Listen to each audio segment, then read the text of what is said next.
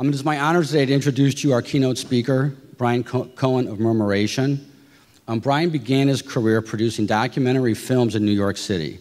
His award-winning films have been broadcast on public television and featured in exhibits at the Library of Congress in Washington, D.C., the Museum of Southern Jewish Experience in Jackson, Mississippi, and the Skirball Center in Los Angeles, California. In 2009, Brian founded the Loufest Music Festival. He grew and oversaw that for 6 years, and then he sold his controlling interest in 2015. So then in 2015, he partnered with Cortex to start the Murmuration Festival, which is a new festival that's going to explore the intersection of art and music, science, and technology. Brian is a native of Texas. He holds a bachelor's degree in architecture from the University of Texas and a master's in American Culture Studies from Washington University in St. Louis. Brian.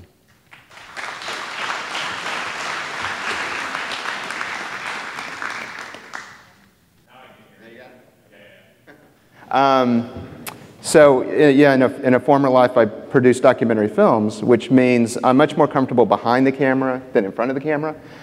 So these kinds of things aren't necessarily in my wheelhouse, but I thought, I do have some experience giving interviews. That's part of, my world as an event producer. You have to do that for promotion.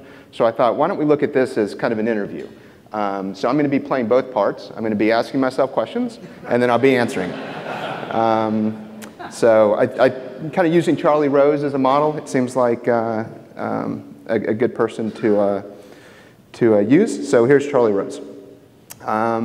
How the hell do you start something like Loufest? And that's usually the first question I get whenever I meet somebody from St. Louis. And I can actually be pretty specific with the answer. It was around 2 p.m. on Monday, September 7th, 2009. And I can be specific because I was in Houston visiting my family's, in my family's home, and I was sitting in a hammock. I was drinking a Shiner Bock, and I was thinking, if I could do anything in the world right now professionally, what would it be? And my first answer, of course, was join the PGA Tour, but I knew that ship had sailed. But then second, my second thought was really inexplicably start a music festival. And I say inexplicably because I wasn't in the music space. I'd never produced a concert before. I'd never interned with Live Nation in college. I really had no kind of connection to this world at all, but somehow it seemed like a good idea and a very doable idea.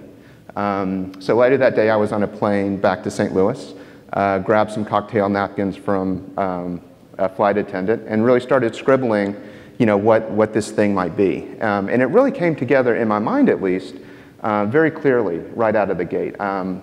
First, I knew it had to be in Forest Park. That was obvious. It was a space that I thought would be perfect for something like this. I knew it needed to have multiple stages. I knew it needed to include the best of St. Louis food, the best of St. Louis beer, the best of St. Louis vendors. I wanted it to be a place where all the best of St. Louis came together in one place. And really hit the ground running that next day. And I was lucky because I was able to use my experience in filmmaking as kind of a model for how to get through this thing. I knew, I had experience coming up with an idea for a film and then surrounding myself with people to help execute it. In the film world, you need a cinematographer, you need an audio person, you need an editor, and that whole team kind of gets you to the finish line. So I just, started making those phone calls and really learning as I went.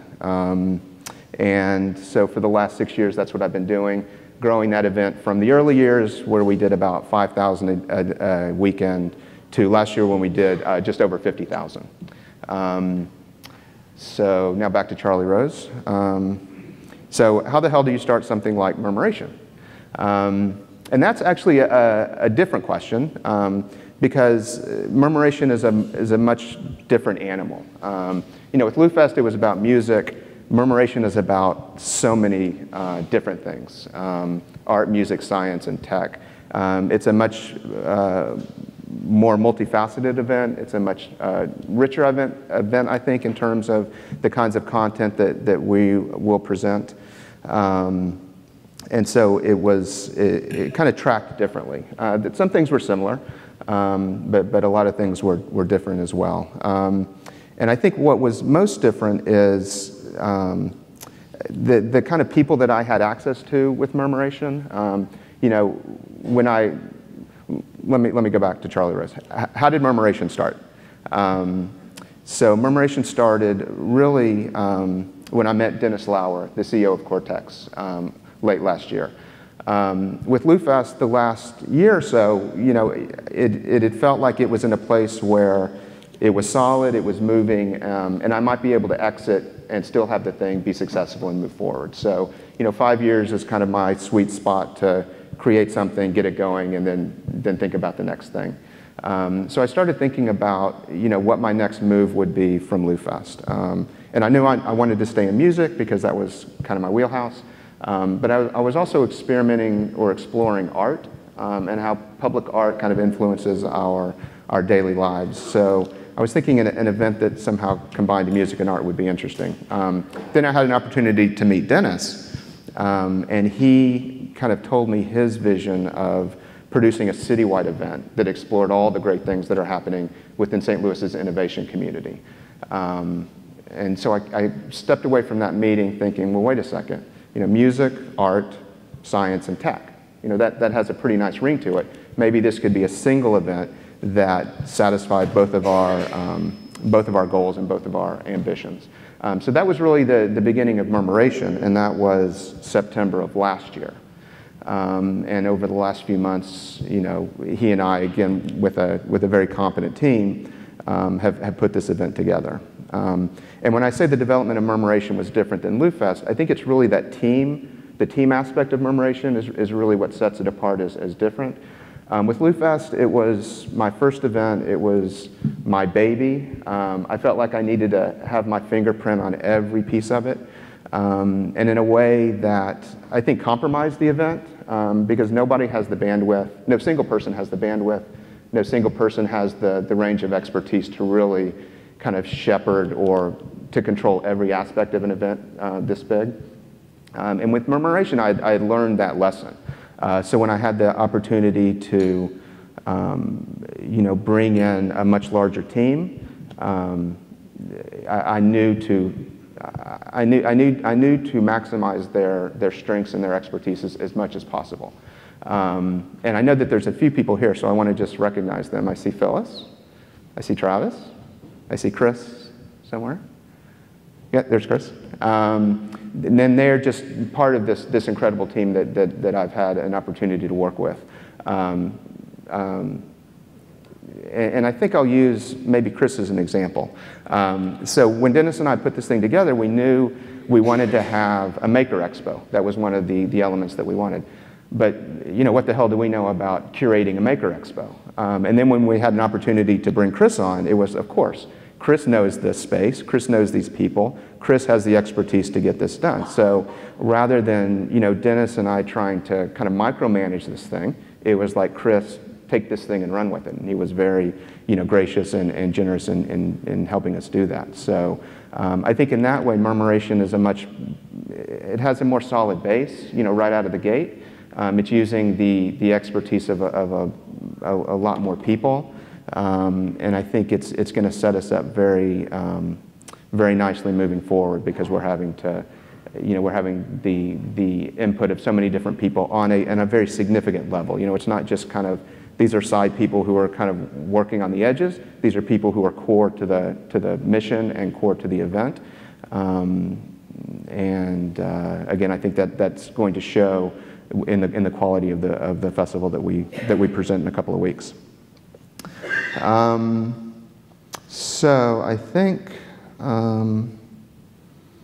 you know, when Tim asked me to do this, he said, you know, put together a short list of things that you've learned, maybe the greatest takeaways over your last, you know, 6 or 7 years of doing this. And I think I've touched on some of that. One is, you know, be wary of going it alone, of trying to do too much yourself, of trying to have too much control, of having it be too much of a singular kind of effort.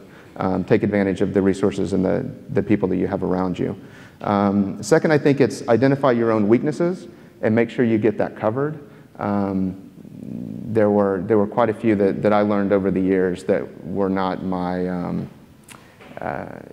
things that were better pushed off to other people. And so this second time around, I've done, I think, a better job of recognizing that and doing that.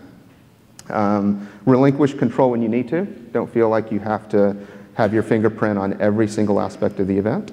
But also ensure that you create a strong organizational system so that the event itself stays on track. You need to have people in significant roles, but there does need to be an umbrella, a kind of singular vision that helps keep everything on track. And with Murmuration, this came up quite a bit. In the early days, Dennis called it mission creep.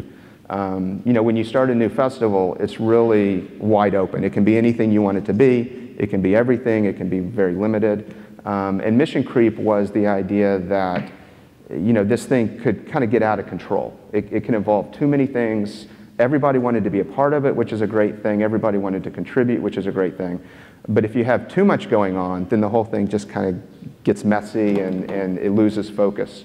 So while you want to take advantage of having a larger team, you also want to make sure that the vision stays singular and that everyone's kind of working towards the same goal, and you have parameters that keeps it from going too much out of control. And I did that basically by being a bad cop. One of my roles at the festival is bad cop.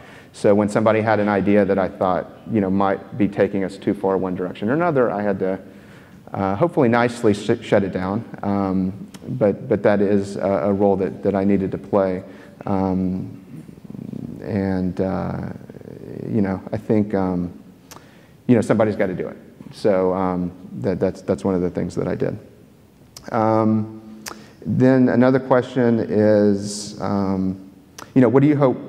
Well, maybe let's first talk about what Murmuration is. We've mentioned art, music, science, and tech, but it's really a very multifaceted event that has a lot going on. And I actually always have to carry this little cheat sheet just so that I'm always, I have a quick kind of a guide of what's going on as well. And it's really about a half a dozen really significant pieces that we're presenting over the 3 days. The first is Friday at Murmuration. And that's our Friday kind of pre-party into the weekend. We're having a curated party in the 4240 building that will have music, food, vendors coming in. And the guiding idea of that is, where is St. Louis going to be 5 years from now? Where are we going to be 5 years from now in terms of fashion, in terms of music, in terms of all these different things. So it's kind of a preview into the future. And that leads us into the weekend. Saturday and Sunday, where we're having a thought series. We're bringing in thought leaders in robotics, virtual reality, social innovation, things like that. We have an art competition where we've invited 5 local artists to create large-scale installations. We'll place those throughout the campus and make that open to a public vote throughout the weekend. We have a Maker Expo, which I've talked about, which is an opportunity for folks who are doing incredible things on their own to get out and be in front of the public. We have an innovation showcase, which Phyllis is in charge of, which is really welcoming the entire innovation community to the festival. Murmuration happens at Cortex, but it's not only about Cortex. It's about what's happening downtown. It's about what's happening in the county, really across the region. And the innovation showcase will be an opportunity for those people to have a presence at the event. And then our Future Innovator Zone, which is our family-friendly area, which will be home to Channel 9, Science Center, a few others, Magic House. We're creating a really incredible area for families to do really interesting and engaging things for their kids. And then, of course, there's the food, there's the beer. It's a St. Louis event, so there's beer. And then there's a significant music section with some really terrific national and local acts. So that's the event in a nutshell, and my last thing will be to walk you through the footprint. So that's what it looks like. And then, so another question is, what do we hope Murmuration does for St. Louis? And that's an important question, and I think one that really Dennis and I tried to tackle earlier on. And I know, a friend of mine described St. Louis as a city that knows how to take a punch. And I thought, yeah, that sounds about right. The problem with that is when you learn how to take punches and you roll easily with punches, you don't necessarily fight back. So I think what Dennis and I thought is, St. Louis needs to be more aggressive. It needs to be more, forthcoming about all the incredible things that are happening in this community. And we thought, what better way to spotlight what's happening in the innovation community than to have a big, fun, ambitious event that garners national attention and starts to kind of change the conversation in St. Louis and starts to highlight some of the incredible things that are happening. Because it seems to me that the innovation space is really what's going to propel St. Louis forward. And it's really where we can talk most with the most pride about what's happening in our community. So this is an opportunity for us to, again, not only talk about Cortex, but about the entire region and all the incredible things that are happening. And so I thought I would take you just through the layout of the event so that you can see kind of what we're talking about here. So we haven't released a festival map yet, so you're one of the first people to see this outside of the group. But I thought I'd let you see kind of how we envision the event happening within the space. Cortex is an amazing district, an amazing collection of buildings and outdoor spaces that we're utilizing. And let's start first with the music. So just to position yourself, Forest Park Avenue is to the north. The railroad tracks are to the south, 64, just south of that. IKEA is over here to the east, and the medical center here to the west. So the music stage is this piece in our northeast quadrant. We'll build a significant stage there, fence it. That'll be a ticketed area. Just to the west of that is the 4260 building where Tech Shop has moved in.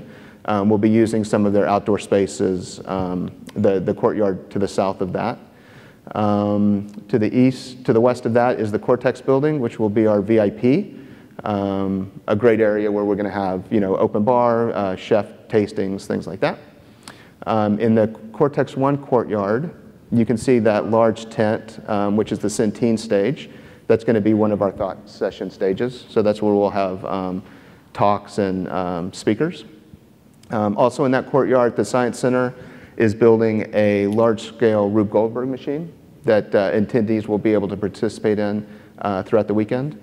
Moving south from there, the Innovation Showcase lives in the street on Duncan, and that's a series of tents where vendors will have an opportunity to get in front of people. To the south of that, in the DuPont courtyard, is our Future Innovator Zone. Again, that's the family-friendly area. Moving east to the Commons, we have our food court all the way to the south.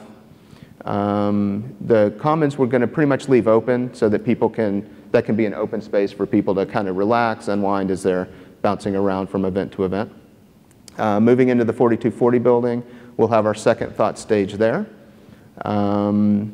And moving out from there to the north, festival store, box office, and a few of our vendors and other activations.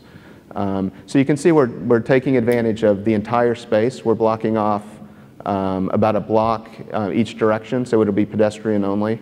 And we're expecting just a lot of people to come in, experience the event, experience the campus for the first time.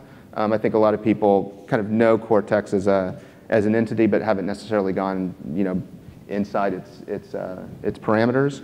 So we're hoping to bring a lot of people in, expose them to what's happening, and really give them a great weekend.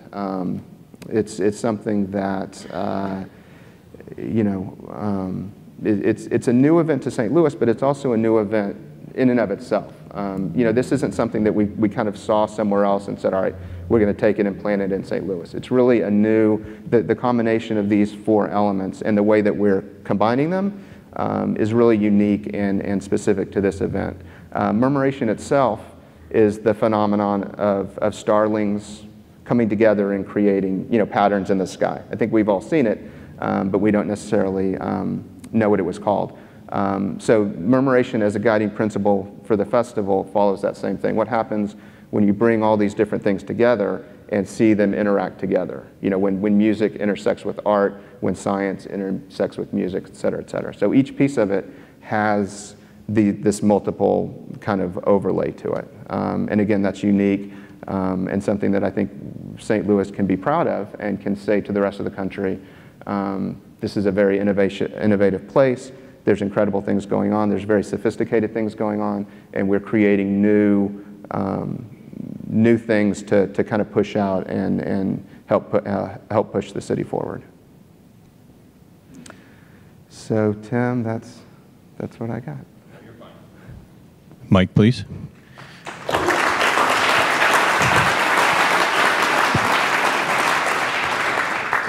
So one, if you're not aware, on this map, right where this bottom gray box is, that's where the Metrolink start is going in 2017, 2018.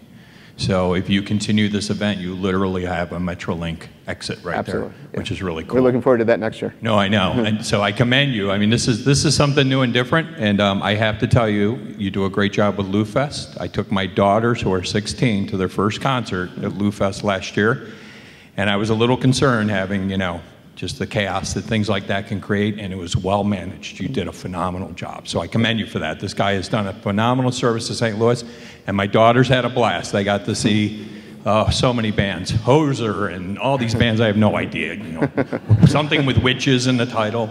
So anyway, it was a great event. And then what you're really talking about is what Travis always talks about, serendipitous collisions. And that's really what this is going to be about. And I'm going to be there presenting our latest technology. It's Google Tango. And I really do invite you to come out and see this stuff.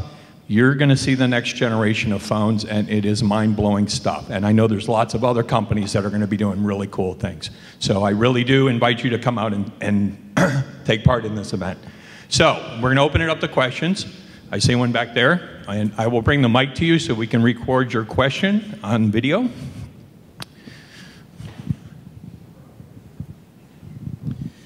Well, since the Metrolink station isn't open yet, where is parking going to be? Parking, that's a great question. So we are, BJC is providing us with about 8,000 parking spaces just to the west. So you see event parking in the map, that's one of the lots, but also closer to just to the west, we're going to have quite a few lots that we'll make available for event parking. We're also pushing getting to the festival in a greener way. So TrailNet will be there doing free valet bike parking. We are using Uber to help carpool folks in. So a few greening efforts as well. Brian, I'm over here. I'm not hiding. Oh, there you go. Sorry, I'm trying to get the. My question is two-part. What inspiration are you drawing from big events like South by Southwest, Interactive, and CES, and what does Murmuration have to do to differentiate itself from those festivals? Yeah, in terms of the traction that they've had. Yeah, it's a great question. I don't like to say the word South by out loud because it creates a bar that's just impossible to reach. But I can say that I looked at that event, not necessarily in terms of its programming, but in terms of how it interacts with the city and how it lives within Austin. That's an event that exists in multiple places, involves multiple different kinds of activities. But I think the biggest differentiation between us and them is South by has basically three lines of content. They do music, film, and interactive. But those lines don't really cross over at all. Film is independent, interactive is independent, and music is independent. What I really wanted to do with Murmuration is, again, look at what happens when you start to combine things and overlay. So I think, there isn't many parallels between South by in terms of programming. But I think, both Dennis and I, the goal, and I think the goal of the entire group, is to really expand this festival beyond just 3 days and beyond just the confines of Cortex. So I think we will use South by as a model in terms of how to embed it throughout the rest of the city, the Grand Center District, the campuses, all up and down Forest Park Avenue. And I think we will, keep an eye on, how we can do that. Growth is a difficult thing because you certainly want to get as large as you can, but it needs to be done in a managed way so that you don't kind of, you don't cause problems with getting too big too fast. So you have to be deliberate and strategic about how fast to grow, each year. But I think that will be, again, will be an event that looks more like South by in the future in terms of it spatially, but not necessarily in terms of content. And I'm sorry, the second part of the question. Differentiation, yeah. Yeah, I think first, I think we differentiate ourselves by being in St. Louis and embracing everything that's great about St. Louis. So we have an innovation community here that's unique, and I think putting a spotlight on that makes it different. And I think having an event that you can't really point to and say, oh, this is what's happening here, and now it's happening here. Again, the merging of the content, I think, is a differentiation. I think having the people on the committee who are doing unique things in and of themselves and then bringing all those pieces together is a differentiating point for us. And I think just keeping it, like I said, true to St. Louis is the main thing. With Loufest, it really was about, Loufest wasn't a unique idea. It wasn't, groundbreaking. It wasn't reinventing the wheel. But I think what differentiated it in the past and what will differentiate it moving forward is its strong connection to St. Louis and its embracing of, local things. It's a national event, but it's grounded and it still celebrates the local. And I think Murmuration will have that same, will follow that same strategy. Oh, hold on, Roberta.